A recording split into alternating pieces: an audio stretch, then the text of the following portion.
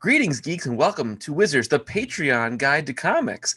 So, tonight, we're here to talk about some of the very unpopular feelings we have about major epic events in comics.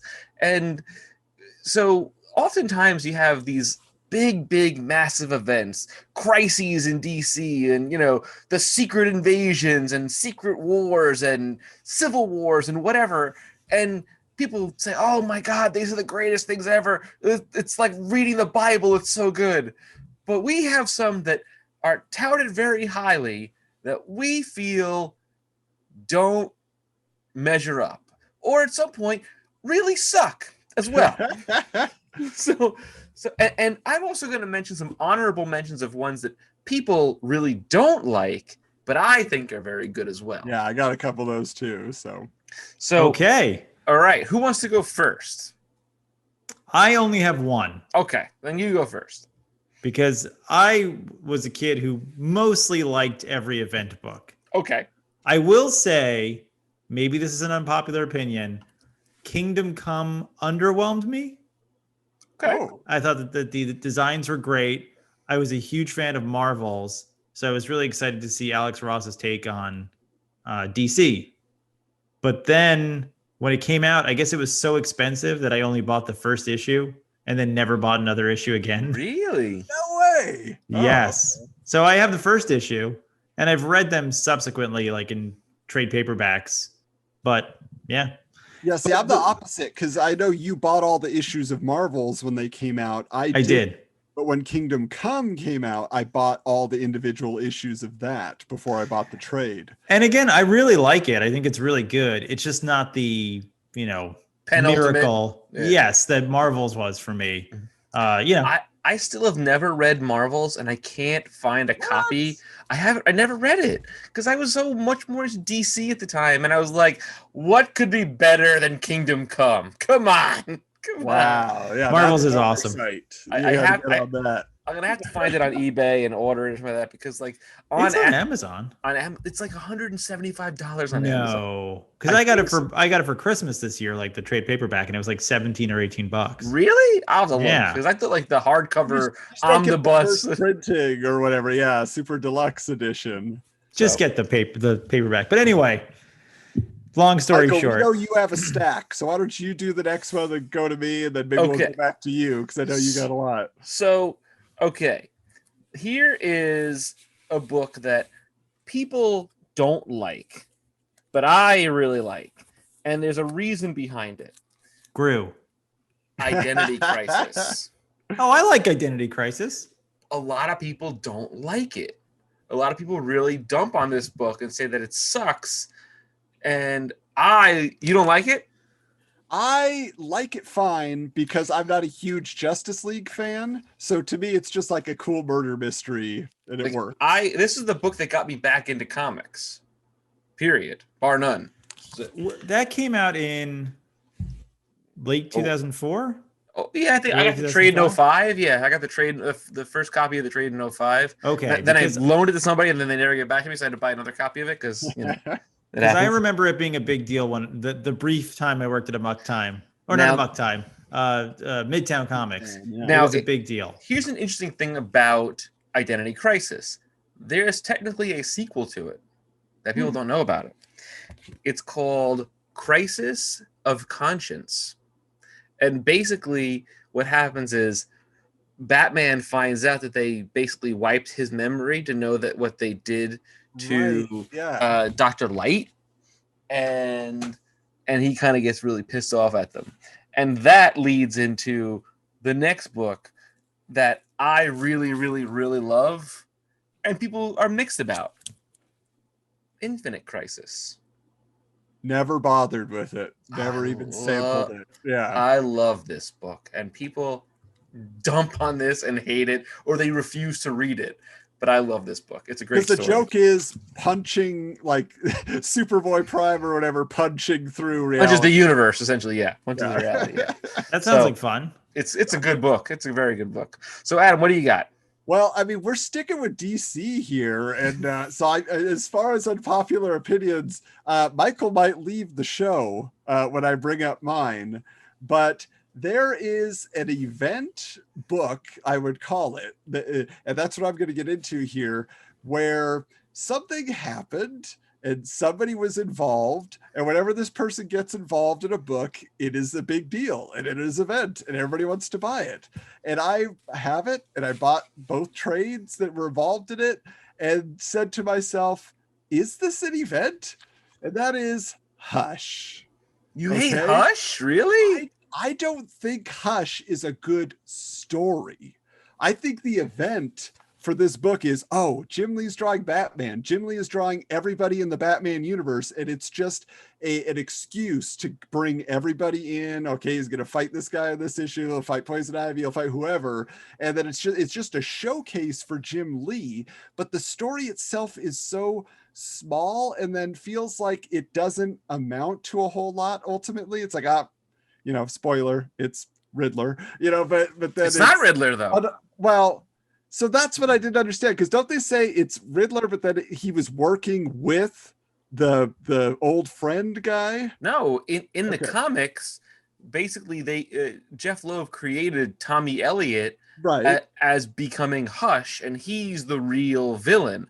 Then the animated movie, they changed it to make it Riddler is the bad guy. And I haven't seen the animated movie, so that's just a misunderstanding for me reading this. But the one question I have was like, so how much impact did this have then? Because to me, an event is something that like changes the status quo, right? So it's like No Man's Land, like that's huge. Like, yeah, Gotham is cut off, and for like a year's worth of stories or however long that lasted, like it changed everything in the universe. Nightfall, it changed everything in the universe that was happening. Hush, did it change anything? I know it kicks off, it introduces the idea of Jason Todd coming back, even though it's not really him. Yeah. But then it kind of amps up the romance between Batman and Catwoman, I guess, leading to their recent marriage. But I don't know. What do you think about that? So a couple of things. One, the problem is they haven't really done much with Tommy Elliott in the last, decade or so, other than the fact that at one point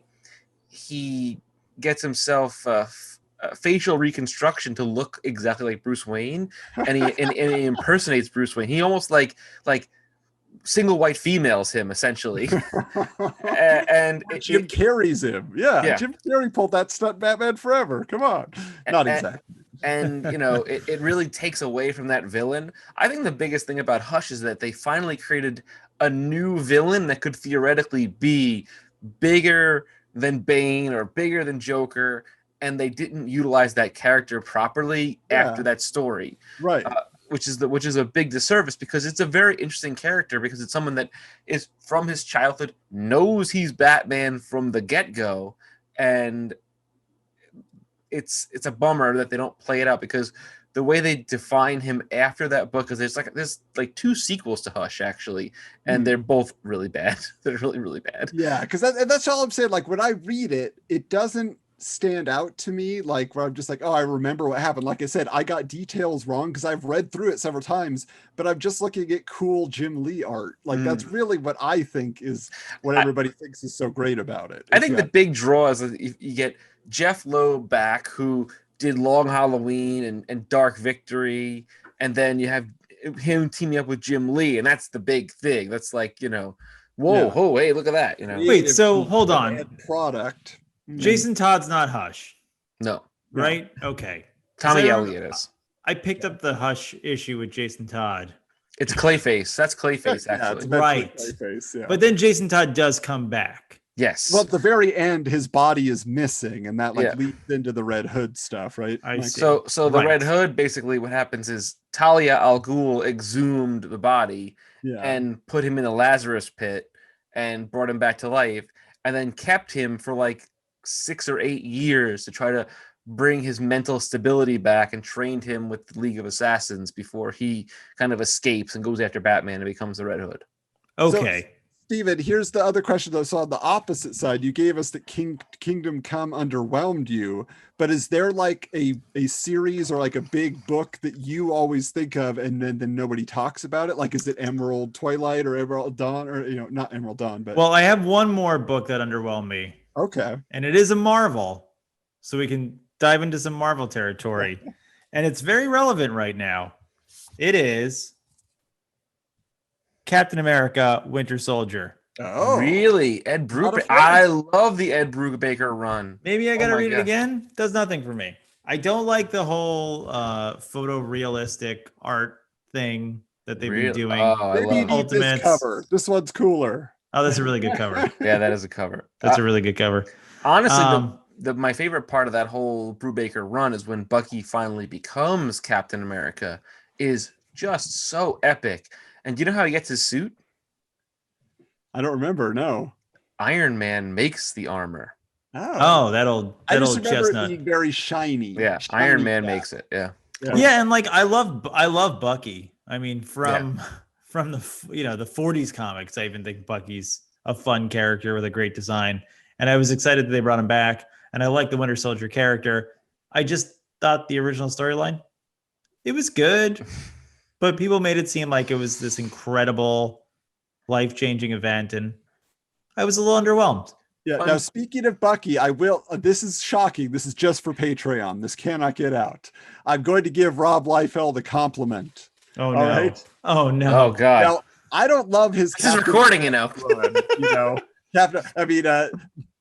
Michael's buddy Pete, for Box Office 30, he copied us on Facebook today of the side profile cat boobs photo, but it was, the U.S. agent, Walker head on it, which was hilarious.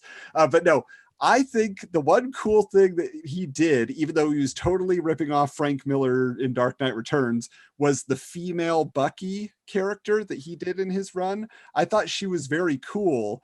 And then eventually, like they brought that character, like there's another Bucky, but then like she became Nomad, and then she came into the 616 Marvel universe. Like, so there's been some cool Bucky characters that have evolved. The female versions I've really liked, but I thought Liefeld kicking that off and giving us that idea was a nice twist to add. Everything I never knew that. I never ever knew. That's breaking news to me 30 years later. Yeah, so that's if you ever wanted to check it out, because like I said, I've read like the first issue, and I was like, or first two, I think. Speaking of other worlds, Marvel's bringing back the What If series. Oh, are they? Yeah, cool. And they just started it with a SpiderMan run. That's going to be 4 issues of a What If miniseries. Ooh. And it's what if Peter Parker kept the symbiote. Oh wow! Oh, gonna have to pick that up. Yeah, the first issue just came out this week. They've done that before in a single issue, and it's my son's favorite comic book. Really? Talks about it to this day. Like, I read it to him as a bedtime story like 2 years ago. And he's like, so Dad, if the symbiote stayed on you for too long, this would happen, right? Because he's like, he remembers all the details that they laid out. To him, that's actual continuity. Like, he thinks that's what happened. I'm like, that's not what really happened. That was an imaginary story. But he was just so enthralled by what if the suit had possessed Peter Parker and all that kind of stuff. That's cool. So a fun fact for Patreon. So I had just ordered both the original run of The Rocketeer and the later version with the Alex Ross cover. I just got them in the mail today. And Grace saw the books, and she comes running down the stairs, and she goes, "Daddy, you've got The Rocketeer too? Like my show? You've got The Rocketeer?" And then she flips it open, and it's the Betty Page when she's half naked on the bed. I was like, oh boy, let me get that out of here. So I've got 2 more books to talk about here. Yeah, let's hear it. Okay, this is a book that nobody talks about enough, but I loved this story and this entire run. And this is X-Men Battle of the Atom. And this is a Brian Michael Bendis run. So this is when he was doing the all-new X-Men, when they pull the 60s X-Men from the past into the present, and they're basically facing off against the present day X-Men as well as X-Men of the future. So there's like 3 generations of X-Men battling. But it's not X-Men 2099. No. It's present day essentially. But it is really, really good, fantastic art. Honestly, I was so bummed when they sent the all-new X-Men back to the 60s at the end of his run, because they were so much more interesting because they were still kids and they were kind of like learning the ropes, and they had really cool costume redesigns that were way, way better than anything else going on in all the X-Men. And they did away with it when Bendis essentially left Marvel. But this particular book, Battle of the Atom, is a very good story, really fun. I really love this story. Now, I've saved this for the end because this may get me fired off the podcast. Oh, boy. Or not. This is a book that is touted as epic, game-changing, universe-altering, end-all be-all. And I don't like this story at all. And the people involved in it, I love. This book, I don't. Oh, wow. Okay. It's too damn long. And it's boring at times. Like, it took me... I didn't read it until maybe about 5 or 6 years ago. Maybe no, more than that. Maybe like 10 years ago. Sorry. Mm-hmm. It took me almost a year to get through it. I kept having to put it down because I was so bored. And there's so many elements of it that I really, really like. But after the Flash dies and Supergirl dies, I just don't care anymore. I'm like, I kind of got bored of it. It took forever to get through it. I just don't like Crisis on Infinite Earths. Sorry, said it. There it is. Well, and I have a feeling, because like I can understand, like, to me, it's less a feat of storytelling and the whole, like, we're gonna, consolidate the universe, and it's more just like, look at how many people George Perez can draw. Yeah. So it's kind of like the Jim Lee Hush argument on my side. But I think also because it was the first time that was done.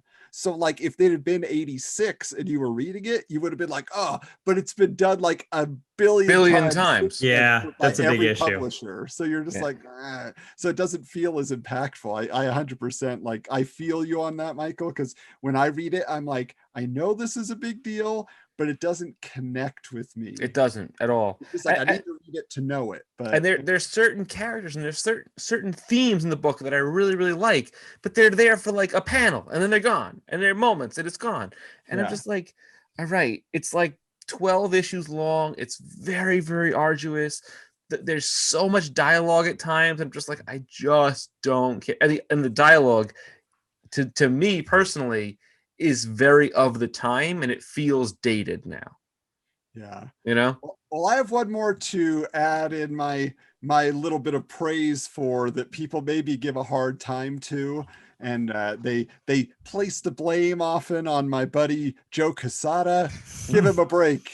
He did his best as editor-in-chief over at Marvel. But this is one that legitimately, when I think about comics that impacted me in later years of reading, this one like just stands out to me so much. But that is Origin.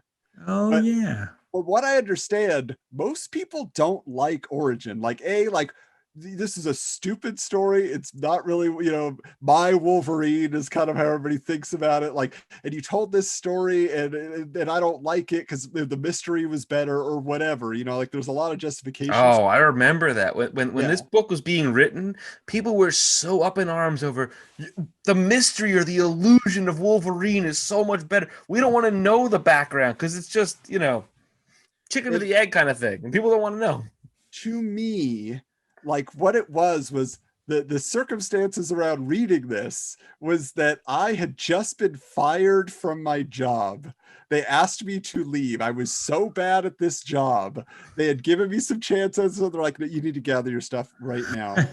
You're done. It was a customer service job. I was terrible at it. I was going through some things in life and I just didn't care anymore. And so I didn't drive to work that day. I'd gotten a ride. So I had to wait for my ride a few hours to get off of their job. So there was a Barnes and Noble across the street. So I literally just went to Barnes and Noble to the graphic novel section and just read. I read like House of M. I read like all this other stuff. And then I picked this up because I had heard about it, but hadn't read it. And I actually got faked out. They give you all the misdirects, right? There's this guy who's dog, and then there's this other guy that's like that you think, oh, that's Wolverine. That's who's going to become Wolverine. And then, this moment happens. And you're just like, what? The little sickly kid? That's Wolverine? I don't believe it. And I just remember being like sitting at that page and going like, what? Like, I generally don't get surprised by comics. I'm not like, oh, that was, like, but that was an impactful moment for me where it's like, they faked me out. They got me. I Okay. remember walking through the comic book shop when the first issue came out, and I said to the guy there, I think I was actually at either Amok Time or Oh, like nice. so something like that, either that or Grasshopper in East Williston, and I'm walking through the shop and I'm like, what is Origin? And they're like, don't buy it, kid. They're spoiling the origin of Wolverine. You don't want to read it. Get rid of that garbage. I said, okay, I'm not going to read it. I never picked it up. I was like, okay, they told me not to. So. Like, ultimately, like, knowing that his name is James Howlett, you're like, okay, I know that now. Knowing that he's as old as that time period, we kind of already thought that was the case, and then obviously it got brought up in X-Men Origins Wolverine, which I don't think helped the legacy of the story by being associated with that film. No, that movie's garbage. Yeah. But overall, like I could say, like, for what it is, I think like the illustrations are beautiful, and I think the emotion of the story is there. It's just, it's not a superhero book. And if you wanted your superhero origin story for Wolverine, that's not what they delivered. But I think it's a solid story. But versus that though, have you ever read the first volume of Old Man Logan? I've read the first few issues, but I didn't finish. I read like 3 or 4 of the first volume is just like, it should be rated R. It should be rated R. But it's so good. It's so interesting, and it's hillbilly hulks and everything else. It just feels like an independent comic. Like felt like it was not a Marvel comic, which was very interesting about it. So. Well, guys, I mean, wow. I'm very curious to hear what Patreon has to say about these opinions. No, we couldn't release it to the world. This couldn't be a main video on the YouTube. If somebody saw that I didn't like this book, we might be losing a lot of subscribers. Yeah. So are we really? I don't know. No. Time will tell. Time will tell if this gets leaked somehow. So, and we'll know, Patreon. We'll know. But watermark these. But thank you so much for being a part of this, guys, and being a part of our Patreon community. And we're going to get up another poll for next month's video to give you some options to choose from. So who knows what our next discussion could be. But I'm very curious. What can we talk about? Yeah. Steven will come up with some ideas. Michael will come up with some topics. I'll throw one in, and then you guys tell us what you want. But I hope you enjoyed also The Rocketeer. Such a great discussion there, guys, on 90s Super Cinema. And we're just trying to keep Patreon fresh and fun for you guys. We may come up with a few surprises in the months to come here. So until next time, hey, we'll check you later. Bye, everybody.